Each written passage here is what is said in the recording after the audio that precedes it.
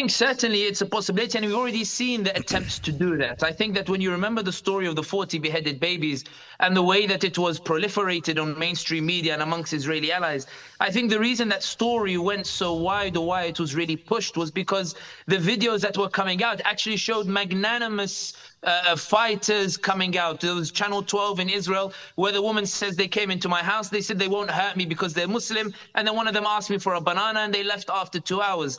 There was an interview with the Israeli radio which was caught live, and the section was later deleted, of a woman who described that when the Palestinians came in, they didn't harm any civilians, but when the Israelis came to liberate it, they shot some of the hostages and shot some of the Israelis in order to try to say that the Palestinians did it. There's also deep concern for anybody who follows Israeli journalists that a lot of the families of the hostages in Israel itself are complaining that Netanyahu is showing no regard for the hostages, that he's going in and that they're not a priority, that he prioritizes the annexation of the Gaza Strip over the lives of those particular hostages. And that's why I think that Israel has been pushing it. If you remember the hospital, when they bombed the hospital, Al-Ahli hospital, and they tried to blame it on a Hamas rocket, which was later debunked by forensic investigators and OSINT and the like, because there is this deep concern about the shift in public opinion. And you were saying maybe not in America, but the polls that came out 2 days ago suggest that at least 54% of Americans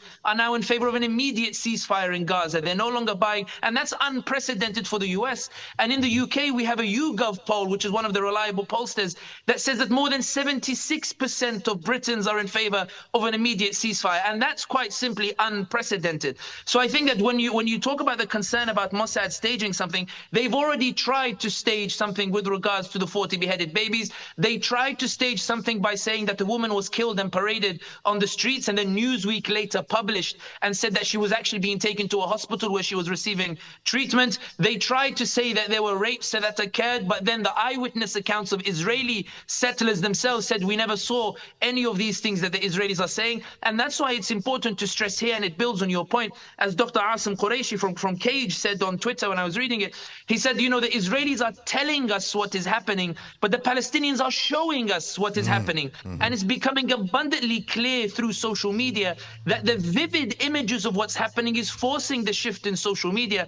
And so while your question implies that Mossad might do something, I would stress they have, and they are failing so far as a result of public opinion. When you ask Sheikh Haroon, are you still using Twitter? And he says, I'm using Twitter because I want to promote the Palestinian cause. The reality is this war of narratives is being won on social media. BBC presenter apologized, not because the BBC editorial board said she did anything wrong. She apologized because the social media was so overwhelming and the feedback was so overwhelming, they had no choice but to apologize. CNN, the reason they apologized was not because the Israelis said we're unhappy with your narrative. They apologized because the social media wave was so huge, they had to apologize. Sky News, which I never thought would ever apologize for any content on Palestine, came out and apologized because their presenter Kay Burley had said that the Palestinian ambassador said the Israelis had it coming, and Sky News apologized for that publicly. The State Department in the US, you have the resignation of one of the main directors, and Blinken has to hold a listening session 2 days ago with his staff